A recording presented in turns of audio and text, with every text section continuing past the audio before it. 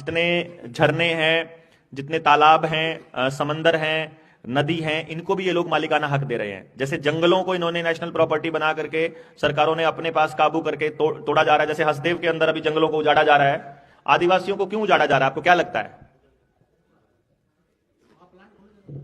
आपको लग रहा है प्लांट खुलेगा, आपको लग रहा है कोयला मिलेगा, आपको लग रहा है कि प्राइवेटाइजेशन का दौर है, आपको लगता है कंपनियां करेंगे।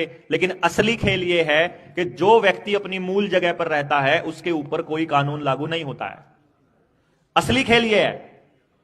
यानी अगर आप अपने गांव में रहते हो, अगर आप अपने गांव में रहते हो, अपनी परंपराओं को फॉलो करते हो, अपनी पारंपरिक वेशभूषा धोती और कुर्ता और पगड़ी पहनते हो जो आपकी पारंपरिक है, तो सरकारों का कोई कानून आपके ऊपर लागू नहीं होता है।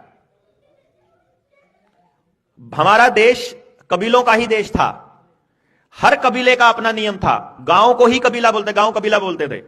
हमारा परमात्मा प्रकृति रहती है।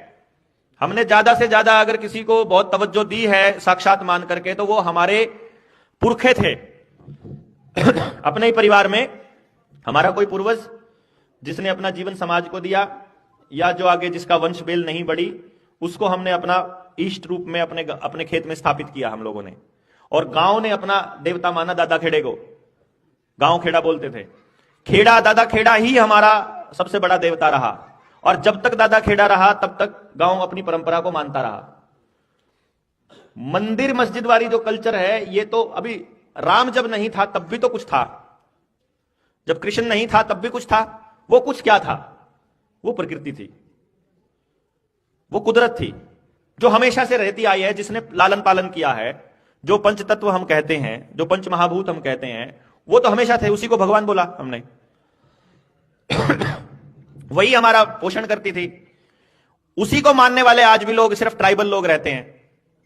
वो आज भी किसी देवता को नहीं मानते हैं, वो प्रकृति को ही बोलते हैं जय जोहार। जोहार प्रकृति को ही बोलते हैं वो। तो उनके तो संबोधन में भी जय जोहार रहता है। तो वो जो जोहार है उसको मानने वाले लोग जितने भी हैं, उनको विस्थापित करना है। जैसे ही वो अपनी मूल जगह से गए, वो भी फिर हमारे जैसे शरणार्थी हो जाएंगे। आधार कार्ड बनाने वाले, 5 किलो अनाज पर जीवन यापन करने वाले, रुपयों के ऊपर डिपेंडेंट लोग। आज वो रुपयों पर डिपेंडेंट नहीं है। हर मौसम के लिए उनके पास, अपने पास सब कुछ है। उनका खाने का सब कुछ है। उनको आपका एक सिंगल रुपया नहीं चाहिए। लेकिन एनजीओज भेज करके, नए प्राइवेट लोगों को भेज करके वो वहां कह रहे हैं तुम अपने बच्चों को पढ़ाओ, तुम अपने बच्चों को पढ़ाओ। क्योंकि आपका बच्चा पढ़ेगा तो कलेक्टर बनेगा, कलेक्टर बनेगा तो आपकी भाषा में समझाएगा। सरकार का आदेश है, मानना पड़ेगा। जगह तो खाली करनी पड़ेगी। आपके कलेक्टरों ने यही तो किया है ना। और आदिवासी महिला को राष्ट्रपति क्यों बनाया गया था?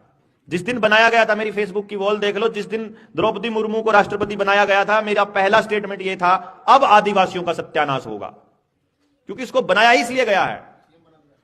जो जिस जाति का व्यक्ति प्रधानमंत्री, राष्ट्रपति, उपराष्ट्रपति, मुख्यमंत्री, डिप्टी सीएम है, उस जात का तो नाश प्राथमिकता में है।